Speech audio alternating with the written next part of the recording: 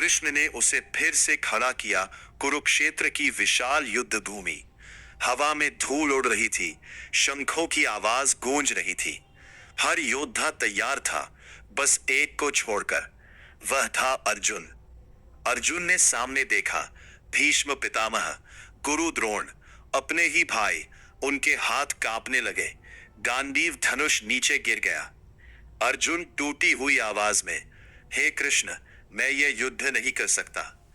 मैं अपने ही लोगों को कैसे मारूं? इस जीत का क्या फायदा अगर अपने ही खत्म हो जाए? श्री कृष्ण शांत थे, उनके चेहरे पर हल्की मुस्कान थी। कृष्ण, अर्जुन, तुम्हारी यह कमजोरी इस समय ठीक नहीं है। तुम जिनके लिए दुखी हो, वे वास्तव में कभी मरते नहीं। अर्जुन हैरान, क्या मतलब प्रभु?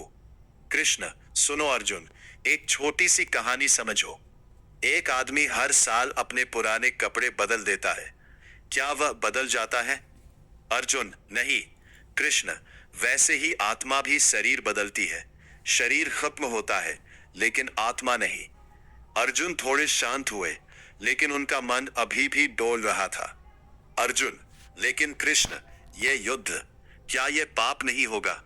कृष्ण गंभीर समय। कृष्ण गंभीर स्वर, मैं तुम्हें एक और बात बताता हूं। मान लो एक सैनिक युद्ध से डरकर भाग जाए, तो लोग क्या कहेंगे?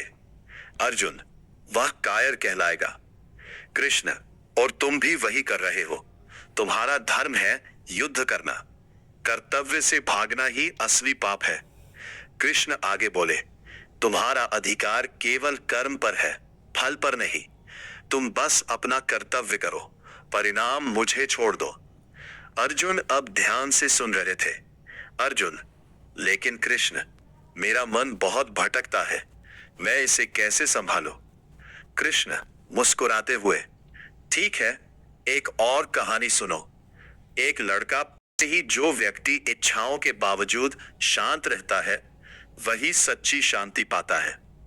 अर्जुन, और ज्ञान, उसकी क्या शक्ति है? कृष्ण, जैसे आग लकड़ी को जला देती है, वैसे ही सच्चा ज्ञान सारे पापों को खत्म कर देता है।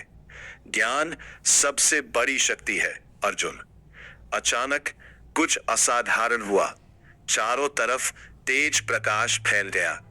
अर्जुन की आंखें चौंधिया गईं। उन्होंने देखा श्री कृष्ण का रूप बदल रहा है।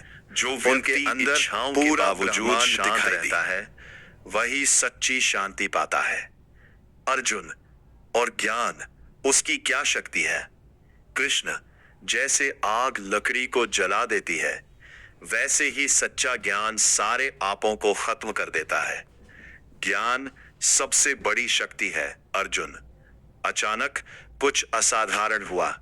चारों तरफ तेज प्रकाश फैल गया। अर्जुन की आंखें चौंधिया गईं। उन्होंने देखा श्री कृष्ण का रूप बदल रहा है। उनके अंदर पूरा ब्रह्मांड दिखाई दे रहा था। सूर्य, चंद्रमा, तारे और सभी योद्धा जैसे पहले ही उस रूप में समा रहे हो।